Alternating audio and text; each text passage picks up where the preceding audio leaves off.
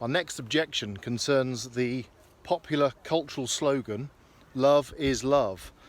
And the objectioner, and firstly thank you for putting this objection to Christianity in, the objectioner is saying, love is love, why does Christianity put so many boundaries and rules in place around people's lives? So the idea that love is a very powerful, very satisfying cultural phrase that we have. It's in our cultural lexicon. It's a phrase, it's a proverb of our postmodern age, so to speak. Now, who could disagree? Who would disagree? I'm going to have a go. People are hardwired for love. There is no doubt about that. Because I would say, as a Christian pastor, that humanity, the whole human race, is made in the image of God. We show forth His characteristics, His likeness, His creativity, His justice, His righteousness, His love. And God has shown Himself to humanity. He has revealed who He is and what He does and what He says throughout the whole course of human history. And that's the definition, or the criteria by which we define what love is. So we are made by God, and in the Bible, in the New Testament, in one of John's first letter, he actually says in one astonishing verse, 3 words, when he's talking about loving one another and loving your enemies and all this kind of thing, he then says the rationale behind it all is that God is love.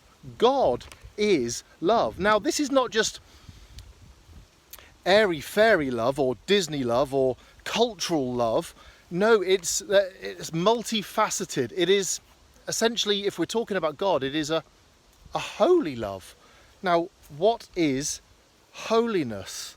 This is one of the defining characteristics of a holy God.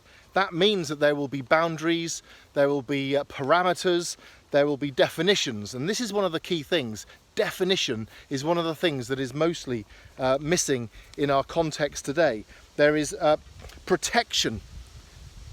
God protects His people with a holy love. He fights for them. That's what love does. In fact, Jesus said, "Greater love has no one than this, that He lay down His life for His friends." John 3:16, the most famous verse, "For God so loved the world that He gave His only Son." This is the holy love that is willing the salvation of the human race. Now, to come back to a definition, one of the best definitions that the church has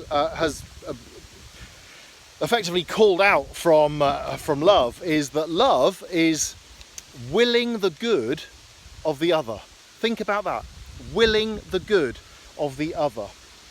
So love is sacrificial. It is not self-seeking or self-serving. It's not the relationship between a 40-year-old man and a 13-year-old girl and they both say, "This is love, love is love." No, it's not like my relationship with my child who's swallowing batteries and I say, "No, you mustn't do that." "But Mum, I love batteries, love is love." It's insane. It doesn't make any sense. But God's holy love comes to us because God so loved the world, because God so loved you, and He has died for you, because greater love has no one than this, that He laid down His life for His friends. Are you a friend of God?